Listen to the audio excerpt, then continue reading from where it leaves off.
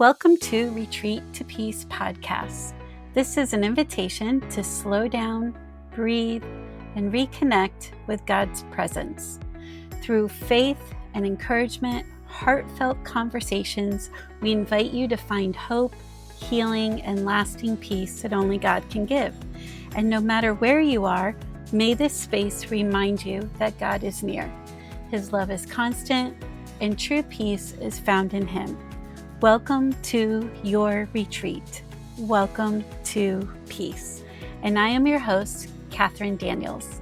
I am more than excited to share with you our new beginning of a brand new look and feel of Retreat to Peace. It's been a little bit since we've been on the air, but I do want to encourage you to make sure you check out our website, listen to our podcast, and join and follow and sign up for the things that we're getting involved in because there's so much. I want to share with you also my personal testimony. You see, in the last 2.5 years, I have had numerous surgeries on my jaw. I've talked to several people about this, and repeatedly they said, "You need to share your story." So here I am. I'm sharing my story.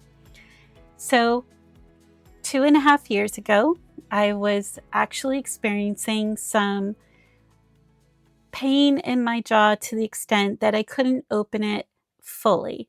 And when I did open it, it felt like there was an elastic band kind of tugging back at me and wouldn't allow me to fully extend my mouth open. So after seeing numerous doctors, I had ended up going to an oral surgeon who diagnosed me with a chronic TMJ condition where arthritis had eaten away the bone and the disc in the joint had removed and separated outside the joint and glued itself outside of the joint against some adhesions and scar tissuing and things like that. So to say the least, it was very painful, and I started a journey of going through extensive work on my jaw. So that being said, I had 4 surgeries. 2 of the surgeries were pretty minor compared to the last 2. And the one, especially for the reconstructing of my jaw, as I can tell you, was extremely excruciatingly painful. The reconstruction of my jaw actually extended my jaw sideways, and it broke my nose in the process, and there was an extensive healing process that was part of that.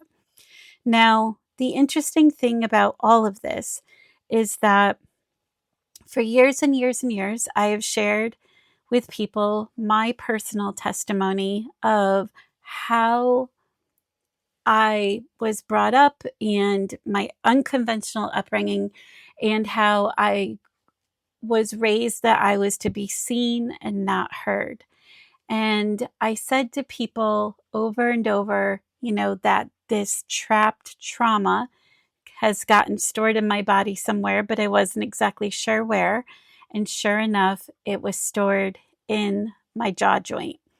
So it wasn't really a surprise to me that something like this had happened to me because, as I said, I was not supposed to talk as a child. So I was supposed to be seen and not heard. The only time that I was okay to talk was truly when I was with company of other people that gave me permission to share my voice and to speak.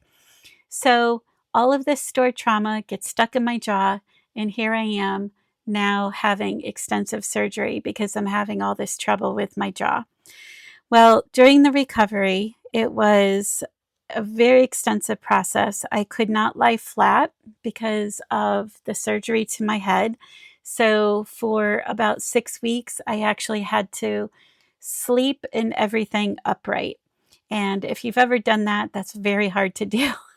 So I slept upright, and I was constantly icing my face. There was a lot of swelling. It was very painful. And sleep wasn't the best thing. because of all the pain. So even though I had a lot of medication to bring down inflammation, to help with pain management, truly the pain, the bone pain, if anybody's ever broken a bone and they know what that feels like, the bone pain was just so much so that there really wasn't anything that could really help with the bone pain. So at 2:30 in the morning on a Tuesday night, I was literally just crying out to God to help me, because literally moment to moment, hour to hour, I was just suffering. I was suffering with such excruciating pain that I was wishing time away. I didn't want to be around anybody. I was very isolated. And at 2:30 in the morning, all of a sudden, I had this very demonic lava field that was in front of my face.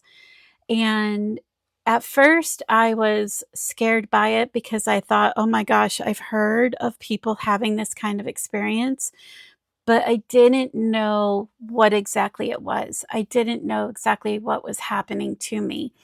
And I just remember feeling like so terrified, and also remembering that I needed to rebuke it. I needed to cast it away and ask for it to leave. And I do believe that the evil that was attached to my jaw was now leaving, and it took everything that I had to muster up the strength to request it to leave in the name of Jesus. And when I tell you that was very, very hard, it was very, very hard. It's kind of like those dreams that you have when you are trying to say something, but you can't, because no matter how much you're screaming in your head, it just doesn't go away. It's still there. So I finally do that and it goes away. And now I'm just in a pile of tears. It's taking everything that I have to even cry. And I choose not to say anything to anybody about this experience. And a few days go by, and I have this dear friend who comes over to visit with me. And she sits down and across from me and looks at me and says, "Something happened to you." I said, "What?" She said, "Something happened to you in the middle of the night. It was 2:30 in the morning, and I woke up out of a dead sleep, and I had a check in my spirit to pray for you." And she goes on to say that she got out of bed, went down to her knees, and just started praying for my healing. And I started to cry because I did not tell a single soul about this experience. And when I shared it with her, she was like, "Oh my gosh." She's like, "I'm so glad I prayed for you." And I just share this message as a way to encourage you that during these times, if you have someone who comes to your heart or your thought, and you know that they could use your prayer or sending some good thoughts their way, I encourage you to do it, because you really don't understand that those little tiny moments matter in the unseen realm. So I encourage you to always act upon that and do something with it. And we will talk more about that. But for today, I'm excited to kick off our new show. I have a powerful guest speaker that will be talking about human trafficking and answering some really hard questions. I hope that you will listen to the end. It is a powerful interview, and I hope if you are called in your spirit to do something to help, I strongly encourage you to do so. So thank you so much for allowing me time and space to do the work I need to do and heal and finally get back onto my feet and back on the air. So I love you all so much, and just continue to follow, like, and share.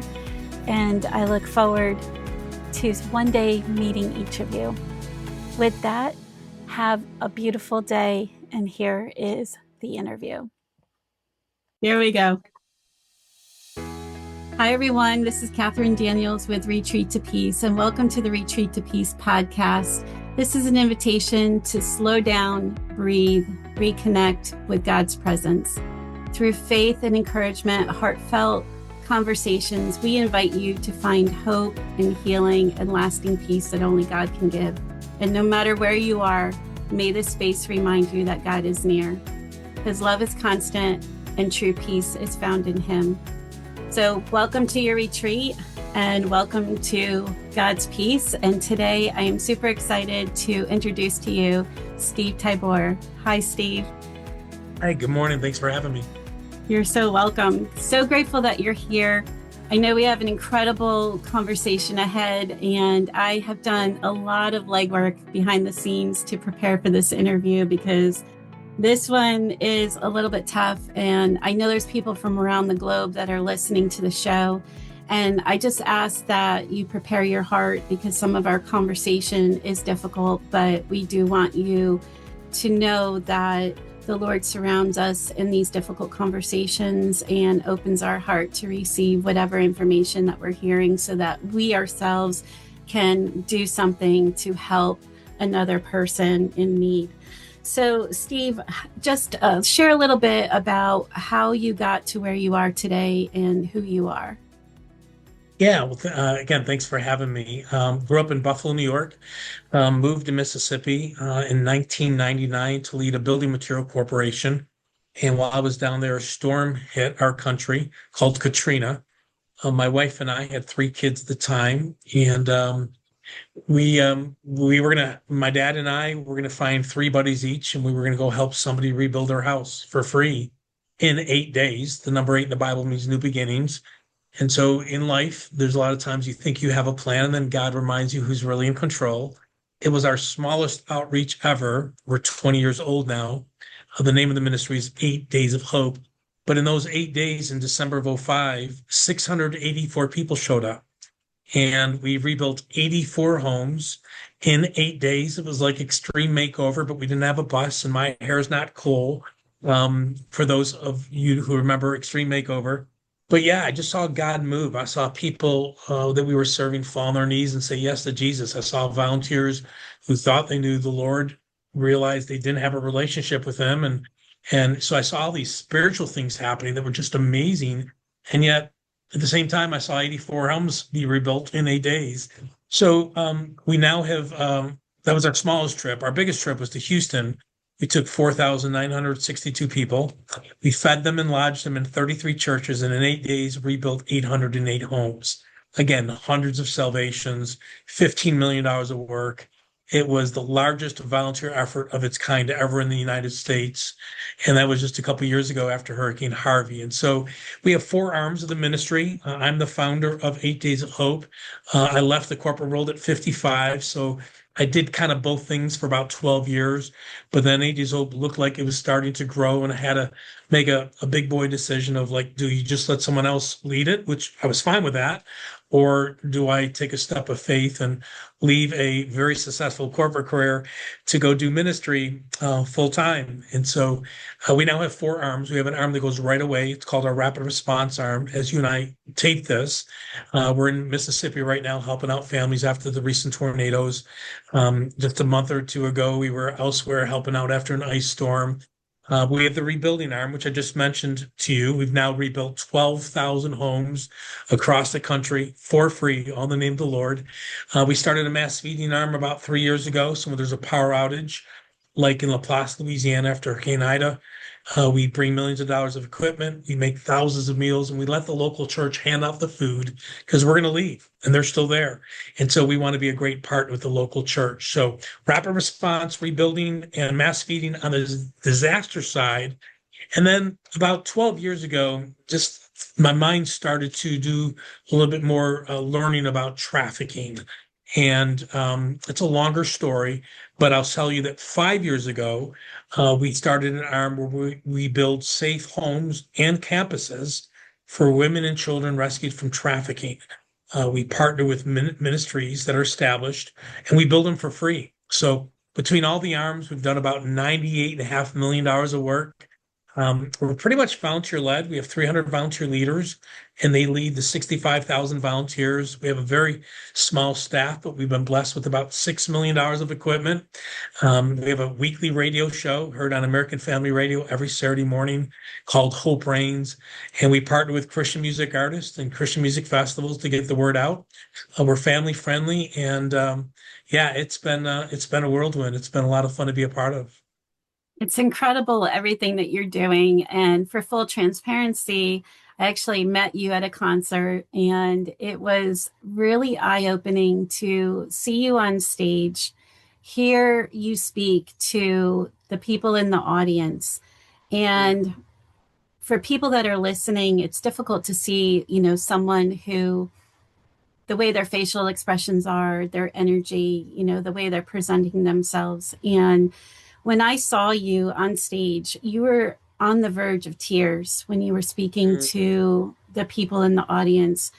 And you could just feel the deep conviction in you to really get across to the people the need that the people you're serving, that God has put you in place to serve, the need that they have. And I literally couldn't help myself but tear up and feel like, oh my gosh, this is incredible. And this is something that I feel really needs to be spread out into a global space where people can hear more about what it is you're doing. So, one of the things that you did is you played a video about the 8 days of hope in your campus, and you have people that are going through your program. And as someone who has been sexually abused, I was riveted by what the girl in the video had shared about she doesn't have to watch the doorknob anymore. And that was so hard because that's something that is taken for granted for a lot of people when they're in their bedrooms, and they don't really understand the gravity behind that. And somebody who has been, abused in that capacity deeply understands.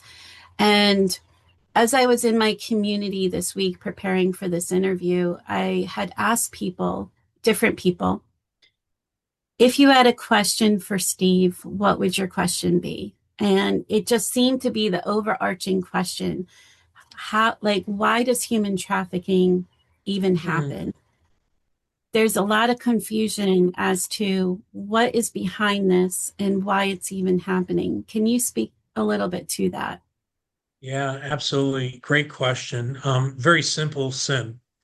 Sin is the reason why there's disasters. Sin is the reason why people don't have self-control and they act on their fantasies. And I'm going to look at my phone here for a minute.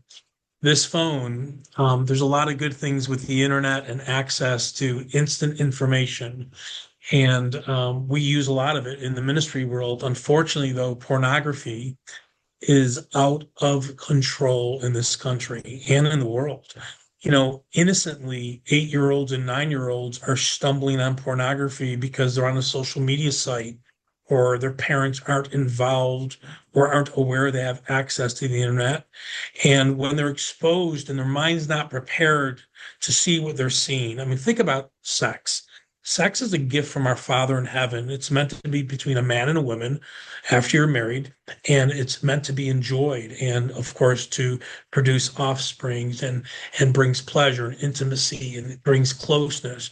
We as man have made it into something that it totally wasn't meant to be.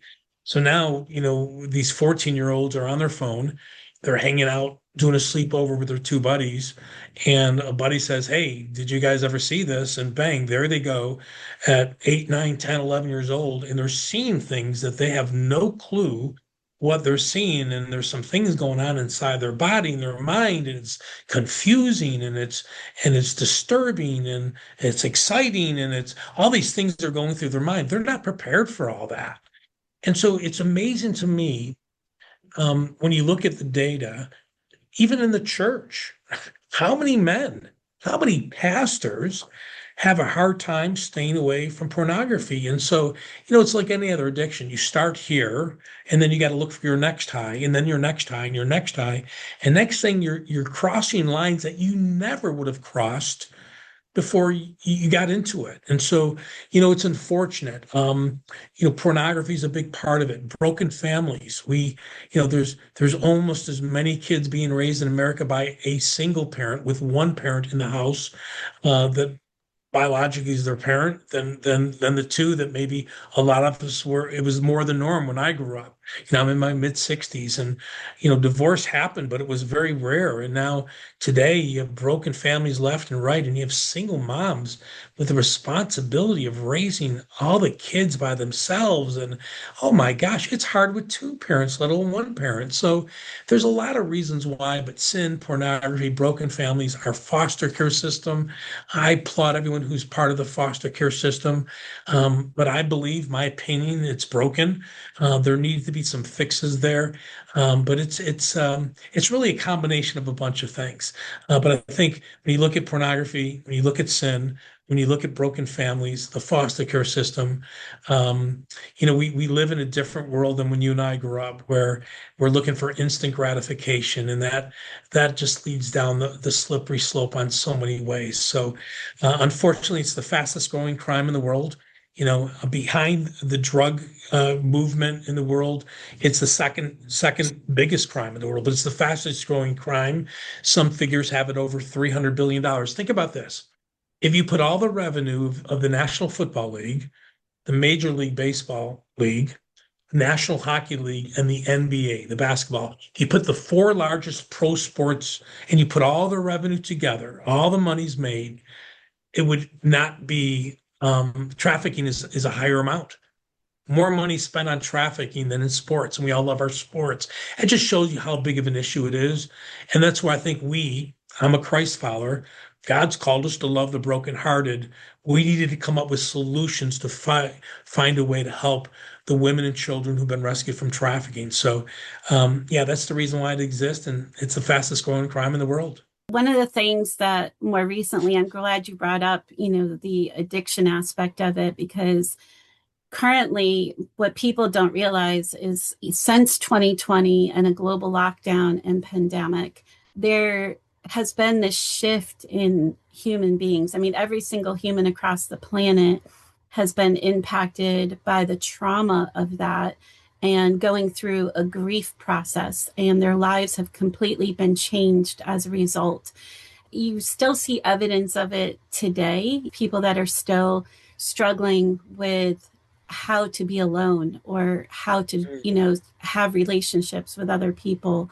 And this addiction in today's realm is 93% of men have an addiction to something, and 80%, 87% of women have an addiction to something.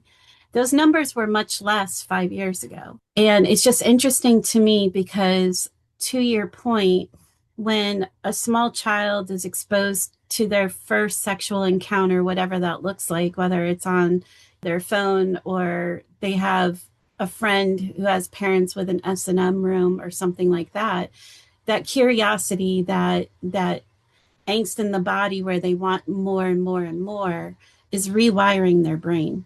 And that rewiring of the brain is creating a slippery slope. And now you have all these children who are now compromised as well. I've never shared this publicly, and I don't even know if I've ever shared this with my wife, and I'm going to today.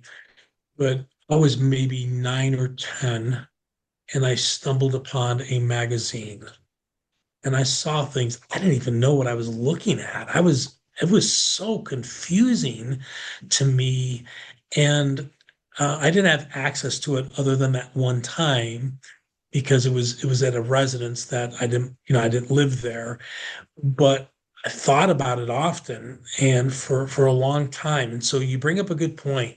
Our kids today, R-rated movies They're accessible. Back when you watched an R-rated movie when I was growing up, you had to go to movie theater and prove you were 17. And now, with Netflix and with Prime Video and Hulu, all these different acts, we have access to any movie we want to watch, even movies that are in studio right now, and no one's verifying your age. So it's so accessible to us. And sometimes innocently, someone gets exposed to something and it starts changing some things, their thought process, how they look at things, how they think about things. And that's disturbing. It's disturbing. And I also feel like there's a desensitization process that's happening with society. And it's just become this normal kind of thing. And now we're sitting in a cesspool of yuck, trying to figure out how to unravel it, how to help people. I mean, when I hear these numbers of addiction in men and women, it just is mind blowing to me Mm. that we have 7 out of 100 men that don't have an addiction. And that's just mind blowing to me. um, It is mind blowing. And let me stay there for a minute. I think one of the challenges we have in 2026 is the world has changed a lot, as to your point, the last 6 years. You know, I've been married 42 years. And if I was watching porn on a regular basis, how can my wife in her 60s ever measure up to women who are being modified using computers and AI and all that stuff that's going on now?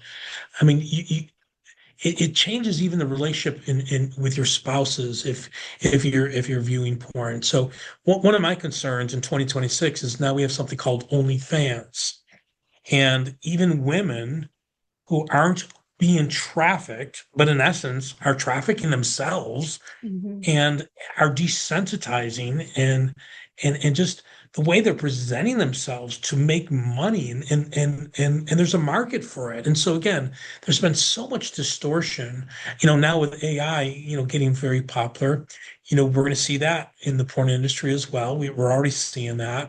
And there's going to be consequences to that. So, we live in challenging times, troubling times when you deal with this. But again, I'm a Christ follower. But I've met many people who have never been to church and they're disgusted by what's going on with women and children who are being trafficked. And so that arm of our ministry of 8 Days of Hope has grown dramatically. And we're going to continue to build facilities for free, including the largest campus in the world in Ohio, which we opened up a year ago. It's the largest campus for teenage girls. We're going to continue to do it until they're not needed. Now, we also want to work on the preventing side, educating and preventing. So today, what you and I are, we're educating someone out there who might not know much about what's going on with trafficking. Well, it's everywhere. And we have an amazing brochure on our website. Go to 8daysofhope.com, click under who we are, the Safe House Ministry page, and there's a brochure to download. So if you're a grandparent, a parent, if you belong to a church, you're a ministry leader or a pastor, we will print off and mail to you as many as you want at no charge, but you can digitally download it as well. It will educate you how this is happening because so much of the world thinks, oh, it's like that movie Taken. People come in and they take somebody. That's like 0.7% of the time. It's not even 1%. Do you know that? Do you know that about 17% of the time, someone is trafficked by a family member? I mean, think about that. 1 out of 5 is being trafficked by a family member. I mean, that blows my mind, and it's everywhere. And so, again, that brochure is online. I don't want to chase a rabbit, but I want to make sure people out there, you need to be educated. This is real. It's fastest growing crime, and you need to know how to protect your kids and grandkids and what things to look for. I agree with that. And I think that it's alarming to me because more recently I was traveling across the country. My husband and I were stopping off at, different places, hotels and things like that. There is this incredible uptick of people hanging out around the hotels.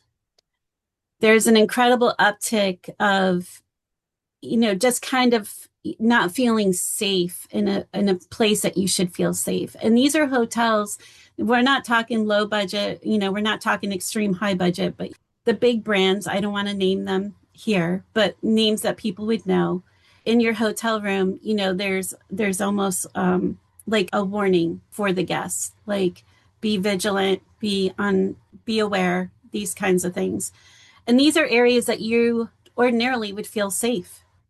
And I know for myself as a woman, I would, say to my husband, like, please stay with me because I don't feel safe. Like that man Mm. on his cell phone that's hanging out by the door that you would key access into the hotel building does not make me feel safe. Like it gives me the heebie jeebies.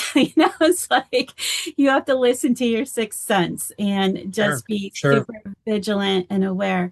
But it's not even just the hotels, it's the rest stops, it's these places that ordinarily you would be able to go to and feel safe. And now there is this higher level of not feeling safe. Yeah, women, you need to be aware of your surroundings. If you have children, don't just fill up your tank with gas and tell your 12-year-old, yeah, just go inside, use the restroom. When you're done, come back out. That doesn't happen in my house. And I've got a 21-year-old that I'm getting ready to drive to Montana for an internship. And I could let her head out herself. I'm going with her. It's just the world we live in. It's a different world. And unfortunately, because of the addictions, because of pornography, because of some of the things that people have been exposed to, it's a rampant issue. And so be aware of your surroundings, but also, it's amazing to me. It's kind of like I said this maybe the night that you were at the Ben Fuller concert when I spoke. It's almost like we have blinders on. We know some things are going on, but we don't like really want to look. I want to talk about like the massage parlors. So as I travel the country, I used to be a college athlete. I was a pretty good runner. And so there were many times during my training that I would get massages, therapeutic massages to keep the blood flow and work on a muscle that was giving me a hard time. And boy, it helped me recover quicker. But there's massage parlors in so many cities that people are being trafficked, like right there next to where you're food shopping, right next to where you're buying your sports equipment, and so let's not be blind to what's going on in our community and let your local elected officials know that that's not acceptable. That's not acceptable. When you go to these massage parlors and the windows are fully covered with pictures and they got to buzz you in and you got to pay up front, they're trafficking. Those people inside are being trafficked. And it's everywhere. I go to Texas for ministry or back even in the corporate world, and you'd be driving by some of these like strip malls and you would just see these and oh my, and if they're there and they've been open for years and we all kind of know what's going on there, but we all like look the other way or we keep our blinders on because we got to get our kids to soccer practice, or I've got to go to my elders meeting, or I've got to go to my, my bowling match. And I think we as we as people, we've got to do better of being aware of what's going on around us, not just for our own safety, but for the safety of the community and to protect against the sin that's rampant in so many of our communities. I'm glad you're bringing this up because this was one of my questions for you. So at the concert, you had shared that there was, trafficking all over in the community that you were witness to. I think that's one thing that people don't really understand how to look for those signs and what to look for exactly. And then to piggyback off of that, what do you do? What is the next step? How Sure. do you keep yourself safe and out of harm, but try to help someone who's in danger? We worked with organizations. We've partnered with 21 organizations. We're getting ready to build another safe house in Naples, Florida, with a ministry called Eden House, and then in Memphis, Tennessee, with a ministry called A Way Out. Some of our partners actually do rescues. So Elijah Rising in Houston, they actually go out and do rescues. Now, these people are very trained. I've been on a tour to they have van tours. So two things. They have van tours that take people like you and I, and they take you throughout Houston and they show you where people are getting trafficked at the local cantina, at the massage parlor. When you're in front of a massage parlor and you see in 1 hour 15 men come in and out one lady going in and out, someone's being trafficked there. It's strip joints, right? I mean, we all know strip joints are a huge thing in the back room. What happens upstairs in the back, no one's looking. Everyone makes a little money on the side. So it's all around us. I remember growing up thinking, oh, Las Vegas, maybe New Orleans and New York City. No, it's happening in Erie, Pennsylvania. It's happening in South Haven, Mississippi. It's happening in Tyler, Texas. It's from coast to coast. Here's why. When you sell a drug, you make profit, but the drug is used and now, you know, you can't sell it again. A trafficker can sell a person over and over and over. um how to protect yourselves. If my wife is traveling and she's in a unique situation where she's getting out of her car, sometimes she'll just be on the phone with me talking as she's walking. I'm 65. I have Life 360 on my phone. My kids are on it, my wife's on it, so there's communication of where they're at. If they're in an awkward situation, you have to be aware of around your surroundings. You brought up a great point. Truck stops. We stop, and I almost said some names, but even some nationally known, oh, that'd be a fun place to go to, right? Oh, wow, that's the biggest gas station in the South. It's got a unique name and it's got an animal, it's those stations, they're everywhere. And we're blind to think that traffickers aren't looking out. And I will say the takens are not a huge percentage, a huge number of people getting trafficked. Really, more of it's grooming and family. But we have to be aware of our own surroundings. We have to be aware about the coaches that coach our kids.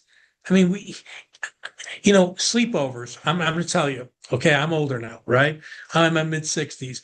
I tell my kids, you're a fool if you let your kids go sleep in another kid's house. You don't know what they're being exposed to. You don't know what that family's all about. What's their mom's about, dad about. Alcohol is going to be a 16-year-old boy there. Who's sleeping where? What's going on? What are they going to watch on TV? And yet we're so afraid to put limits or boundaries around our kids. It's not a control thing. We live in a different world today in 2026 than we did when Leave It to Beaver Cleaver was on TV, and people couldn't believe that they showed a bathroom scene or they showed a toilet, right? I mean, things are happening now so quickly, so innocently, and we don't even think about it because it's all around us.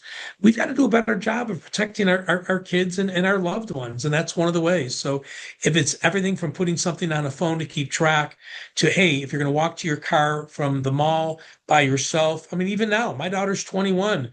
And some of your listeners might think I'm crazy, but she does not go to the mall by herself. She doesn't want to go to the mall by herself. She goes with a friend, another adult, or she goes with a family member or someone from school. There's safety in numbers. So it's all those little things. But the grooming part too, we haven't talked about that yet. But kids who come from broken families, traffickers catch on real quick who's not getting attention at home, or whose home is not right, or whose home is not in a loving atmosphere with two parents. And again, no family's perfect, but they see that and they start grooming these kids. Oh my gosh, it's just unbelievable how that's happening as well. Yeah, and is that something that you see evidence of in your community? Like you have a young teenage girl who is dressed provocatively, walking the street by herself. Is that like an example that potentially? Yeah, I think, everyone's looking to fit in somewhere. Everyone wants to be loved. We all want to be part of something, right? And so if you have a loving family and you're being poured into and you're part, and again, not every family is a great um, some families struggle. I mean, you can't live for decades and not have a family member go through some tough times, but you can usually tell who's looking for attention. Traffickers know. That's why so many traffickers, when they're grooming someone, a mall's a great place to go because they're looking for those.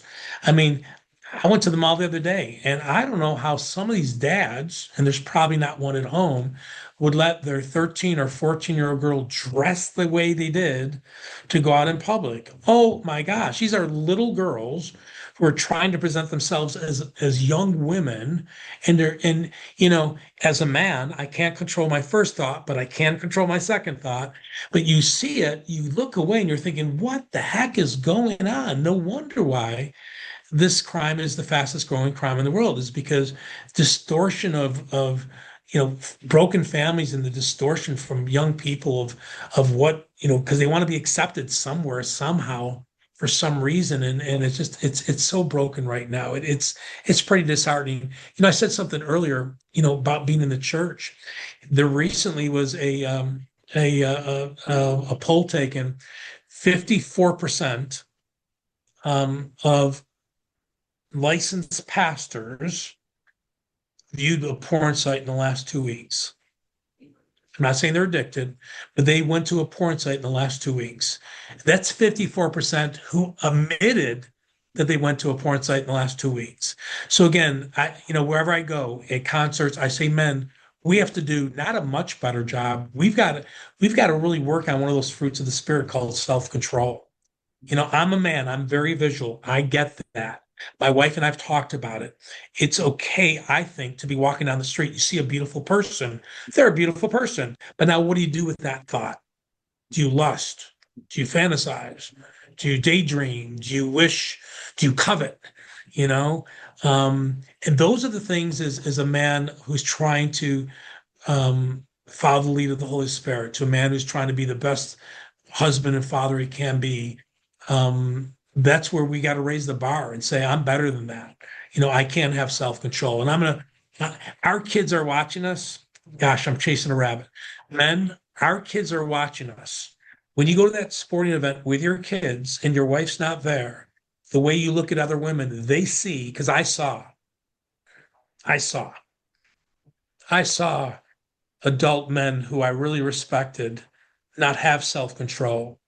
And it broke my heart with people who I really respected thinking, what's that all about? So again, there's so much going on with this. We had a revival in our community, and one of the things that we were praying was for men to get back into a place where they were leading and they were strong leaders and they were repentant of the sin, and asking for the Lord's help to become stronger in their faith and ask for the guidance. But the flip side of all of that happening is that at those sporting events, women are very detailed. They see a lot, they're taking everything in. And because they're so detailed, they're picking up on the fact that that man is looking at another woman. And for the wife at home, or, the woman at home, it could be even a daughter, there's a betrayal that happens within that woman. And that betrayal starts to stem other things for that woman, feeling unworthy, Absolutely. feeling Yeah, unworthy. And then the train of thoughts, that rippling effect that has on her and her self-worth. And then because, if there is a man or if there isn't a man in her life, they're now searching for that. sure. And Sure. for a lot of women, they lose the sight of our Father in heaven because they're in Mm. this earthly body and they're looking for the earthly thing to satisfy. Yeah, that's a good point. That's a good point. It's I shared this stat the other night. I was at a Ben Fuller concert in Birmingham, Alabama. There's 13,000 animal shelters in the country. And I'm not against animals, but there's 13,000 animal shelters. And yet there's only 800 rooms where if a woman or child is rescued from trafficking today, they can go into and sleep tonight knowing the doorknob is not going to turn because someone's looking for something. We have to do better. And I think, even today, this podcast, people are being educated. You've got to understand this is everywhere. It's happening right right down the street. It's happening in the rich suburbs. It's happening in the inner city. It's happening to the rich and it's happening to the poor. It's happening to the white, the black, and the brown. It's happening everywhere. And so you need to learn. You need to understand where it's happening, how it's happening. And then my question to you, as a Christ follower, what's your role knowing what you know now?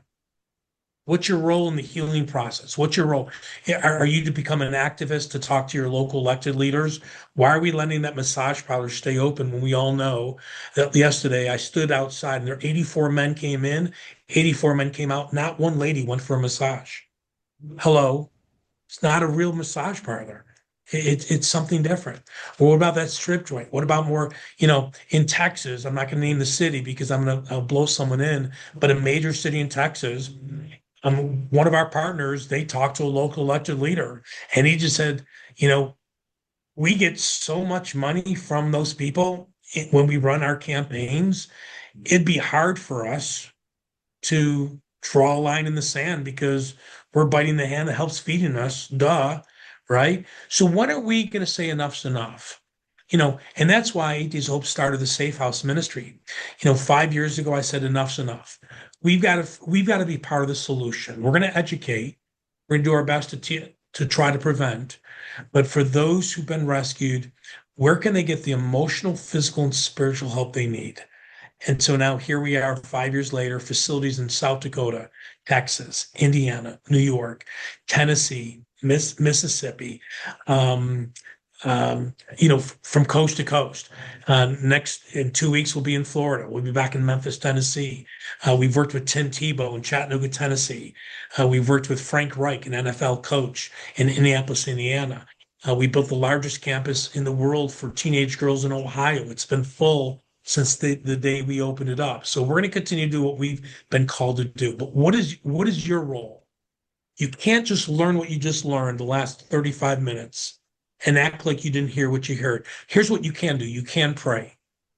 Pray for organizations. Go to our website, 8dayshope.com, and learn how you can become a prayer warrior with a facility that's nearby. Volunteer. Come hang out with us. Maybe you've been gifted with your hands. Come build a facility for women and child and do it for the kingdom. And I also tell people, donate.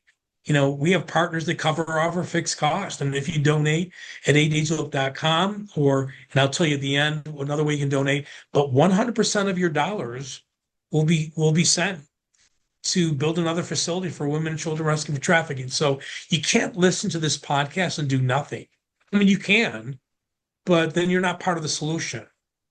I don't know, but as for me and my house, we're going to serve the Lord. And if I see a broken heart, I'm going to do all I can to use the gifts God's given me to help heal that heart to the best of my ability. Yes, amen to that.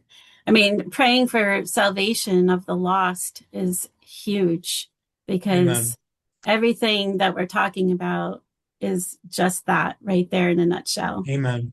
Amen. And I wanted to ask too, I mean, we have a term called Stockholm Syndrome, where people that have been abused or have been put in these circumstances, they go back to that because they're too afraid of the danger of leaving. And Sure. I have a dear friend right now who is in Belgium and she's working in a cafe to help transition people out of trafficking. And one of the things that she had shared with me is that a lot of women are afraid to leave because they have a child. So when they have that brief moment, that window where they can exit, they don't because they go back because of, there's a child or someone else pulling Yeah. them. So there's a lot of challenges. One, their ID is taken from them, so they don't have identification. Their credit has been messed up by the trafficker. So, chances are they've hooked them on some type of a drug. So when you have no ID, when you have no credit, when you have no money, and when they say, "Oh, and if you leave, we know where your sister lives, and just know that next time she goes to the mall, she might not come home." So it's all this stuff that's going on, and that's why the facilities we built, they offer all the care for free. We built a 12 apartment building in Sioux Falls, South Dakota, for a ministry called Call to Freedom. Women who are rescued from trafficking go through about 12 months, 18 months of healing.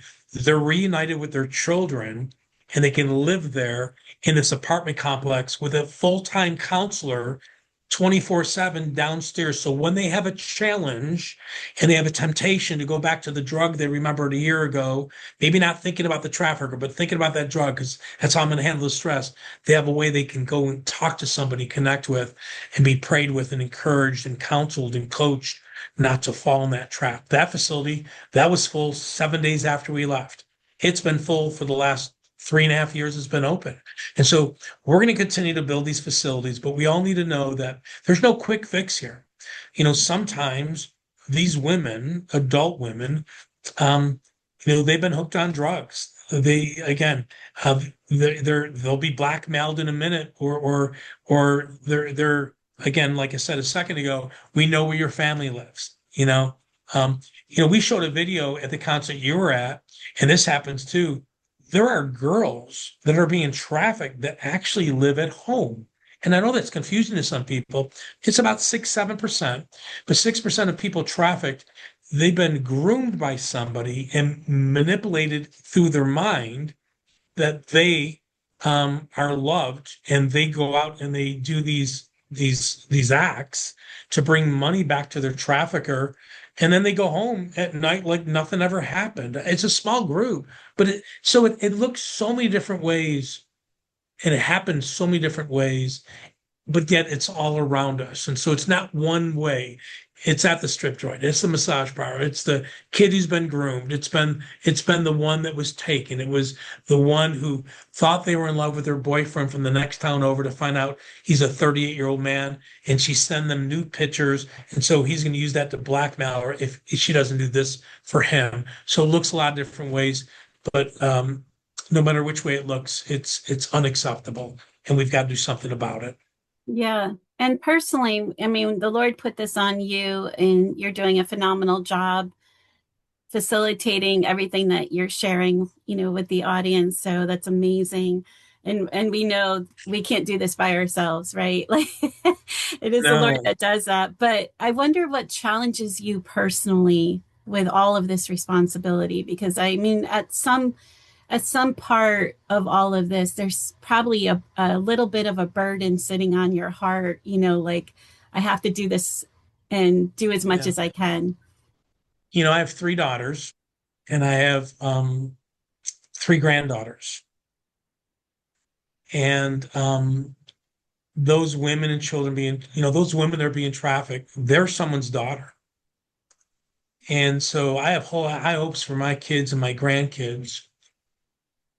But how can I ignore the fact that the average age of a child trafficked in America, 88% of the time, is an American citizen, by the way, but the average age is 12 and a half.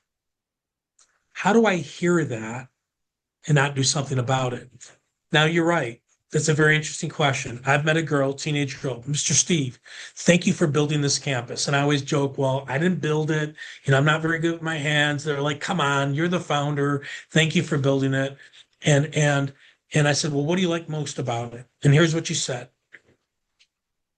I go to bed at night in my own bedroom, and I have my own bathroom.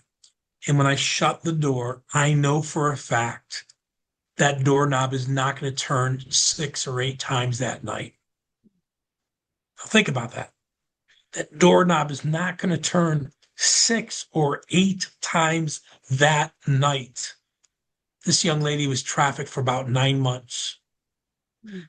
And she doubted that even a God could exist, because why would he allow this to happen? But during her healing process, she met Jesus. She understood that trafficking happens because of sin. And she now is doing kingdom work. She's working at a ministry, helping women and children who've been rescued from trafficking during the healing process. And so you can't meet those ladies, that lady who was a young girl, hear her story and forget it. I'll never forget it. Her eyes swelled with tears. Thank you, Mr. Steve. That doorknob's not going to turn 8 times tonight. I mean, good night. We're talking about the United States of America. I think the greatest country in the world. And yet it's rampant. It's rampant. And yet we all know it's existing. We want to keep looking ahead, because if I look over there, it's messy. I'll have to get involved. Oh, that's going to be tough. I don't know if I can handle that story. But how can I not handle that story when that young lady experienced what she did for those 9 months? That's the least I should do, could do. Yeah. Um, yeah, And I feel like everyone has a story that you take your pain and turn it into purpose, and you use what the Lord's given you to move forward. And you do it as long as you're totally obedient and you're fully surrendered, the Lord is going to use you in a mighty way. And that's exactly what you have outlined in this podcast today, how God has used you mightily.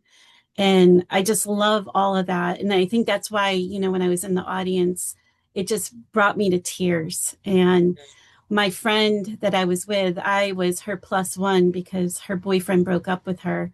And she was like, "You're coming, and I'm going to give a baby Jesus to Ben Fuller." And she walked right up to him and handed the baby Jesus to him. Of course she did. And I was like, that was the most amazing thing ever. I love it. I love it. I but love it. I remember seeing it on the bus that night. Yeah.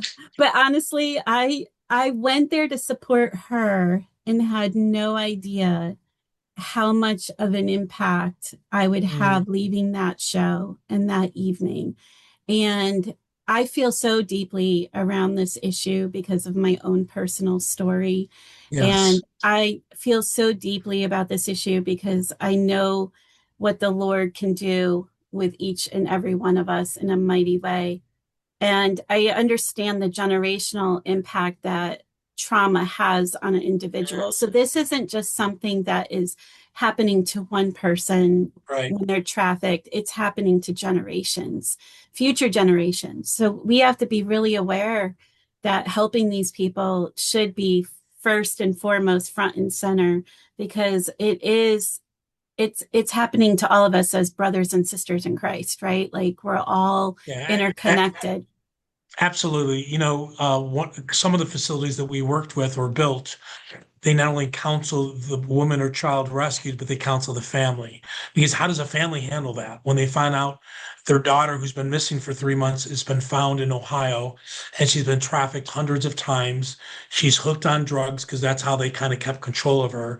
She comes home after all that trauma. She's got multiple diseases and she's broken as a child. How do you, as a family, how do you handle that? I mean, living life as hard as it is, right? With the ups and downs of life, right? With the things that we think are bad, like, I blew my tire today, or my boss is asking me to work for 2 more hours. I mean, we're talking about serious trauma here that, my wife and I, we've adopted 5 children and not all of them came at birth. And some of them came with some trauma. And, when they came, I didn't get a manual with them saying, and when they do this, do this. You spend a lot of time on your knees and you're praying and you make mistakes and you learn and you're just trying to figure out. But to your point, when someone's gone through something that traumatic, it affects everyone around them.